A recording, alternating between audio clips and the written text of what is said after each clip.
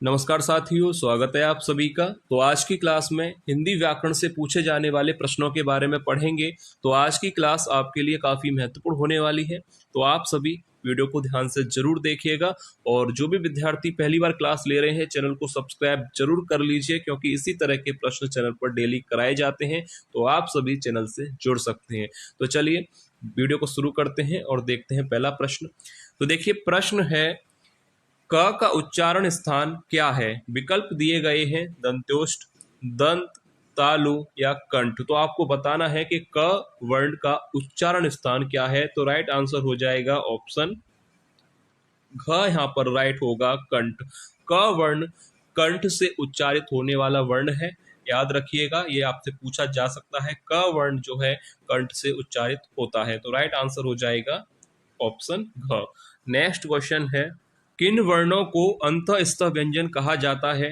तो right answer यहाँ पर क्या होगा कि किन वर्णों को अंतःस्थ व्यंजन कहा जाता है। तो राइट आंसर हो जाएगा विकल्प यहाँ पर डी सही होगा, य, र, ल और व। याद रखिए, ये प्रश्न बनता है कि अंतःस्थ व्यंजन कहे जाते हैं य, र, ल और व। ये चारों ही व्यंजन अंतःस्थ व्यंजन कहलाते हैं। ये प्रश्न बन सकता है और इनकी संख्या होती है 4। नेक्स्ट क्वेश्चन है, किन वर्णों को अर्ध स्वर कहा जाता है? विकल्प दिए गए हैं ल, र, य और व, अ या आ, च या ख। तो देखिए, अर्ध स्वर कहा जाता है किन वर्णों को?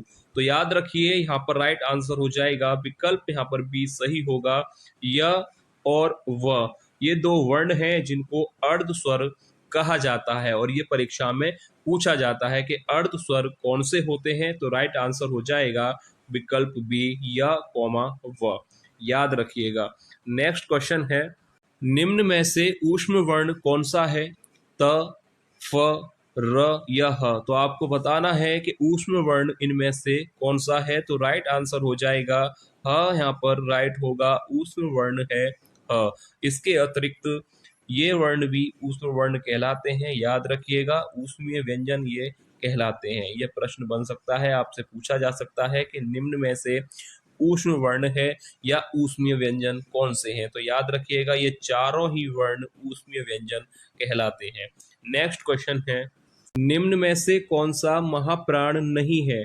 विकल्प दिए गए हैं श, स, ख या प। तो आपको बताना है कि इन चारों में से महाप्राण वर्ण नहीं है। तो राइट आंसर हो जाएगा ऑप्शन डी, प। यहाँ पर महाप्राण वर्ण नहीं है, यह अल्प प्राण वर्ण है, यानी अल्प प्राण व्यंजन कहलाता है। और स, श और ख ये तीनों ही महाप्राण व्यंजन है। ठीक है, क्लियर है आपको? नेक्स्ट क्वेश्चन है, ज्ञ को वर्णमाला में माना जाता है द्विगुण व्यंजन, संयुक्त व्यंजन, स्वर या व्यंजन। तो देखिए, ज्ञ को वर्णमाला में स्थान दिया गया है संयुक्त व्यंजन के अंतर्गत। तो ऑप्शन बी यहाँ पर राइट आंसर हो जाएगा। ये प्रश्न पूछा जाता है कि ज्ञ को वर्णमाला में स्थान दिया गया है संयुक्त व्यंजन के अंतर्गत। ठीक है, ऑप्शन बी राइट आंसर हो जाएगा। नेक्स्ट क्वेश्चन है, निम्न में से किस शब्द की वर्तनी शुद्ध है? विकल्प दिए गए हैं आगामी, आगामी, आगामी या आगमी। तो राइट आंसर क्या होगा? वर्तनी शुद्ध है, विकल्प सी यहाँ पर राइट हो जाएगा आगामी। ठीक है, याद रखिए, तीनों ही गलत हैं। यहाँ पर आगामी शुद्ध वर्तनी वाला शब्द है, ये पूछा गया था, इसलिए मैंने आपको ये कराया है। आगामी शुद्ध वर्तनी का शब्द है। नेक्स्ट क्वेश्चन है, निम्नलिखित में से कौन सा तत्सम शब्द है? आंख, ईंट, आंसू या आम्र। तो राइट आंसर क्या हो जाएगा? निम्न में से कौन सा शब्द तत्सम है? तो राइट आंसर होगा विकल्प यहाँ पर डी राइट हो जाएगा, आम्र। याद रखिएगा, आंख, ईंट और आंसू ये तीनों ही तद्भव शब्द हैं, तत्सम यहाँ पर होगा डी। नेक्स्ट क्वेश्चन है, योग रूढ़ शब्द किसे कहा जाता है? विकल्प दिए गए हैं सामान्य अर्थ रखते हो ऐसे शब्द, या खंड सार्थक नहीं होते हो, या सामान्य अर्थ को छोड़ विशेष अर्थ देते हो, या निरर्थक शब्द होते हैं। तो देखिए, योग रूढ़ शब्द किसे कहा जाता है कि ऐसे शब्द जो सामान्य अर्थ को छोड़ विशेष अर्थ प्रदान करते हैं, उन शब्दों को योग रूढ़ शब्द कहा जाता है। तो विकल्प सी यहाँ पर बिल्कुल राइट आंसर हो जाएगा। नेक्स्ट क्वेश्चन है, अनुकरण किस प्रकार का शब्द है? तद्भव, तत्सम, देशज या विदेशज। तो देखिए अनुकरण किस प्रकार का शब्द है? तो राइट आंसर हो जाएगा विकल्प बी, यह एक तत्सम शब्द है, ना कि तद्भव। याद रखिए अनुकरण किस प्रकार का शब्द है, यह एक तत्सम शब्द है। नेक्स्ट क्वेश्चन है, हिंदी व्याकरण में संज्ञा के कितने भेद हैं? ए 3, 4, 5 या 6। तो हिंदी व्याकरण में संज्ञा के भेद होते हैं 5। तो राइट आंसर हो जाएगा ऑप्शन सी। याद रखिएगा हिंदी व्याकरण में संज्ञा के भेद होते हैं 5। नेक्स्ट क्वेश्चन है, परिवार किस संज्ञा का उदाहरण है? जातिवाचक, भाववाचक, व्यक्तिवाचक या समूहवाचक। तो परिवार किस संज्ञा का उदाहरण है? तो राइट आंसर हो जाएगा यहाँ पर ऑप्शन डी, समूहवाचक संज्ञा का यह उदाहरण है। सरल प्रश्न है कि परिवार किस संज्ञा का उदाहरण है? समूहवाचक। नेक्स्ट क्वेश्चन है, सार्वनामिक विशेषण किसे कहा जाता है? विकल्प दिए गए हैं कि जो शब्द संज्ञा के पहले आते हैं, या जो शब्द संज्ञा के बाद आते हैं, या जो शब्द सर्वनाम के बाद आते हैं, या यह शब्द वाक्य में नहीं आते। तो सार्वनामिक विशेषण आपने पढ़ा होगा, तो जो शब्द संज्ञा के पहले आते हैं सार्वनामिक विशेषण कहलाते हैं। तो राइट आंसर यहाँ पर हो जाएगा पहला ही विकल्प सही होगा कि जो शब्द संज्ञा के पहले आते हैं सार्वनामिक विशेषण कहलाते हैं। यह प्रश्न, यह परिभाषा आपसे 4 नंबर के लिए पूछी जा सकती है, तो एक बार अच्छी तरह से देख लीजिएगा कि सार्वनामिक विशेषण वो होते हैं जो शब्द संज्ञा के पहले आते हैं, सार्वनामिक विशेषण कहलाते हैं। नेक्स्ट क्वेश्चन है, किस वाक्य में क्रिया भूतकाल में नहीं है?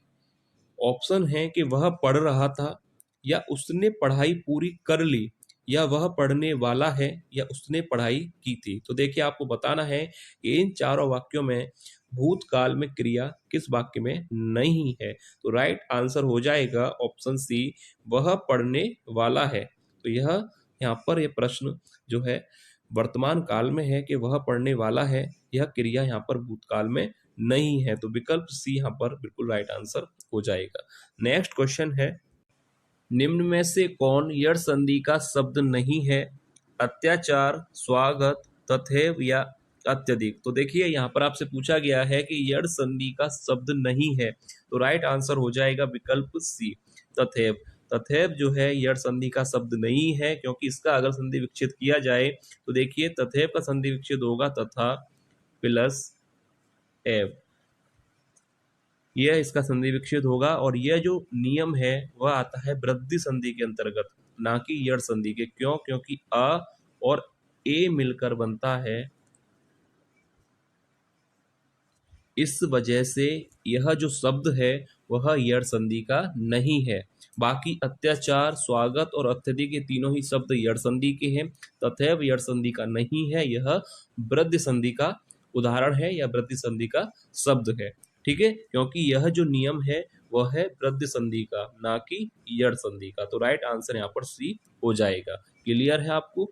नेक्स्ट क्वेश्चन देखते हैं, वृक्ष से पत्ते गिरते हैं, इस वाक्य में कारक है अधिकरण, कर्म, करण या अपादान। तो देखिए वृक्ष से पत्ते गिरते हैं, यह जो वाक्य है काफी बार परीक्षा में पूछा जाता है कि इसमें कारक कौन सा है, अधिकरण कारक है या कर्म कारक, करण कारक है या अपादान। तो देखिए वृक्ष से पत्ते गिरते हैं, यहाँ पर जहां पर अलगाव की स्थिति हो वहां पर अपादान कारक होता है। यहाँ पर ऑप्शन डी राइट हो जाएगा, क्योंकि वृक्ष से पत्ते गिरते हैं, अलगाव की स्थिति है, तो ऑप्शन डी राइट होगा, अपादान कारक यहाँ पर राइट आंसर हो जाएगा। नेक्स्ट, और ये एक बार याद रखिएगा, ये पूछा जाता है परीक्षा में और इसका आंसर अच्छी तरह से देख लीजिएगा कि अपादान कारक होगा। नेक्स्ट क्वेश्चन है, इस समास का पहला पद विशेषण तथा दूसरा पद विशेष्य होता है, वह कौन सा समास होता है? अव्ययी भाव, द्वंद्व समास, कर्मधारय या तत्पुरुष। तो देखिए जिस समास का पहला पद विशेषण तथा दूसरा पद विशेष्य होता है वहां पर कर्मधारय समास होता है। ऑप्शन सी राइट आंसर हो जाएगा।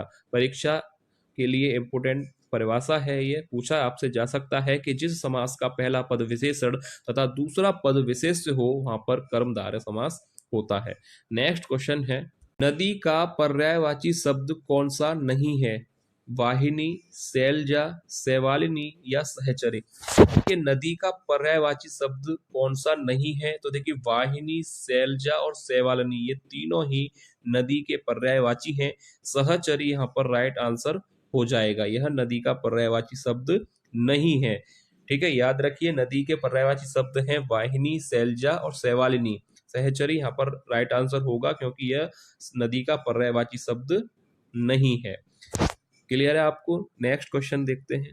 विस्तीर्ण का विलोम शब्द होगा, विकल्प दिए गए हैं संकीर्ण, विकीर्ण या विकर्ण। तो देखिए विस्तीर्ण का विलोम शब्द पूछा जाता है परीक्षा में, तो राइट आंसर हो जाएगा पहला ही विकल्प यहाँ पर सही है। विस्तीर्ण का विलोम शब्द होता है संकीर्ण।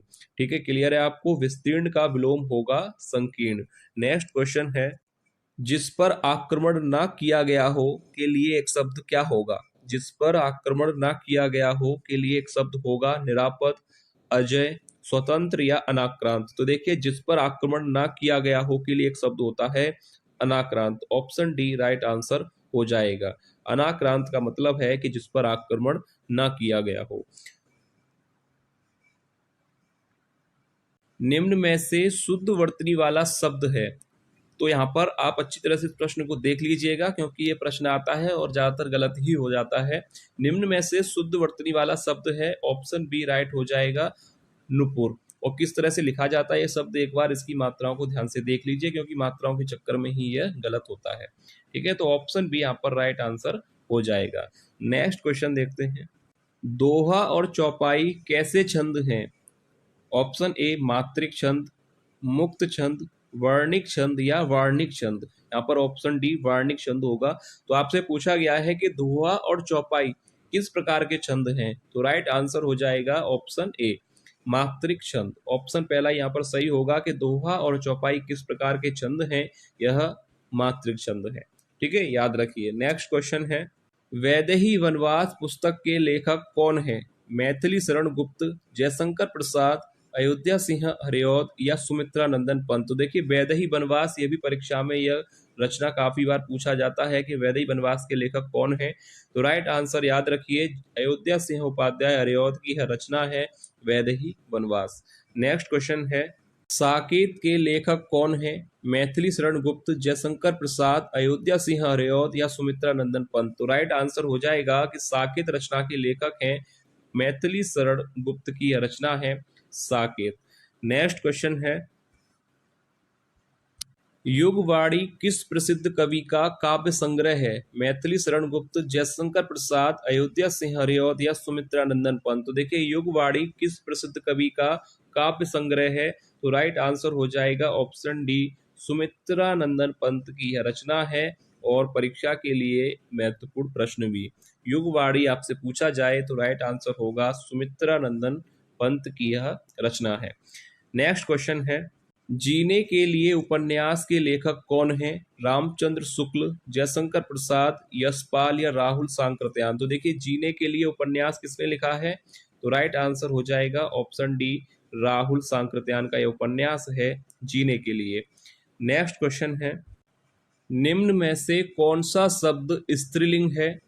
ऑप्शन ए दही, मोती, किताब और तेल। तो यह वीडियो का लास्ट प्रश्न है और एक टेस्ट प्रश्न के तौर पे आपको दिया जा रहा है, यानी इसका आंसर आप लोगों को बताना है कि निम्न में से कौन सा शब्द स्त्रीलिंग है, दही, मोती, किताब और तेल। तो जो भी राइट आंसर है आप लोग कमेंट करके बताइएगा कि स्त्रीलिंग शब्द इनमें से कौन सा है। तो चलिए मिलेंगे नेक्स्ट क्लास में ऐसे और महत्वपूर्ण प्रश्नों के साथ। तब तक के लिए धन्यवाद।